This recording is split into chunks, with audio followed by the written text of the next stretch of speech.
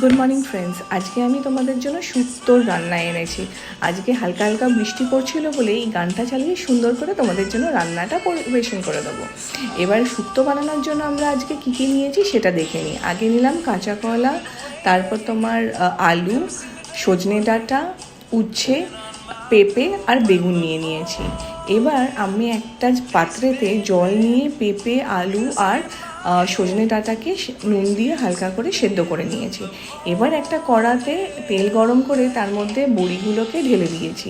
এটা নিয়েছিলাম আমরা বিউলির ডালের সাদা বড়ি, সেটাকে এবার হালকা হালকা করে ভাজা ভাজা করে আমরা তুলে নেব। এবার যেমনি আমি উচ্ছেটাকেও ঝুড়ি ঝুড়ি করে কেটে নিয়েছিলাম, এটাকেও দেখবে ভাজা ভাজা করে নুন দিয়ে একটু তুলে নেব। তারপরে আমি বেগুন, কাঁচকলা আর তোমার আর যদি তুমি কোনো সবজি দাও সেটাকেও হালকা করে ভেজে ভেজে আমি তুলে নেব নুন দিয়ে। ঠিক আছে, নুনটা আমি খাপে খাপে এর জন্যই দিচ্ছি, কেন কি তাহলে নুনটার পরিমাণটা আমরা ঠিকঠাক বুঝতে পারবো আলটিমেটলি যখন এটা তৈরি হয়ে উঠবে। ঠিক আছে, তারপরে আমরা একটা মিক্সিতে পেস্ট করে নিলাম অল্প সর্ষে আর পোস্ত।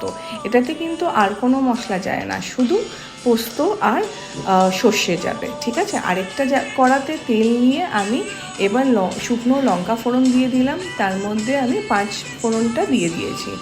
এবার এটা যখন একটু হালকা ভাজা ভাজা হয়ে যাবে, একটু স্মেলটা আসবে যখন, তখন আমরা যে পেস্টটা সর্ষে আর পোস্ত দিয়ে তৈরি করে রেখেছি সেটাকে আমরা এর মধ্যে দিয়ে দেবো।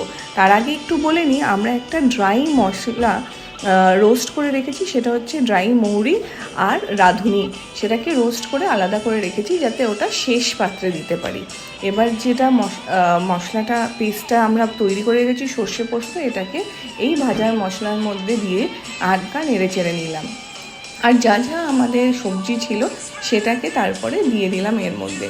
এবার ভালো করে নেড়ে চেড়ে নিলাম, যাতে এটা নুন দিয়ে দিলাম, চিনি দিয়ে দিলাম পরিমাণ মতন, যাতে ভালো করে মশলাটা সবজিগুলোতে ঢুকে যায়। তারপরে বড়ি দিয়ে দিলাম। এবার হালকা নেড়ে চেড়ে এর মধ্যে জল দিয়ে এটাকে আমরা এবার নামিয়ে নেব। এবার শেষ পাত্রে আমরা ওই যে রোস্টেড তোমাকে বললাম মশলাটা করে রেখেছিলাম সেটাকে দিয়ে আর একটু ঘি দিয়ে ওটাকে নামিয়ে পরিবেশন করব।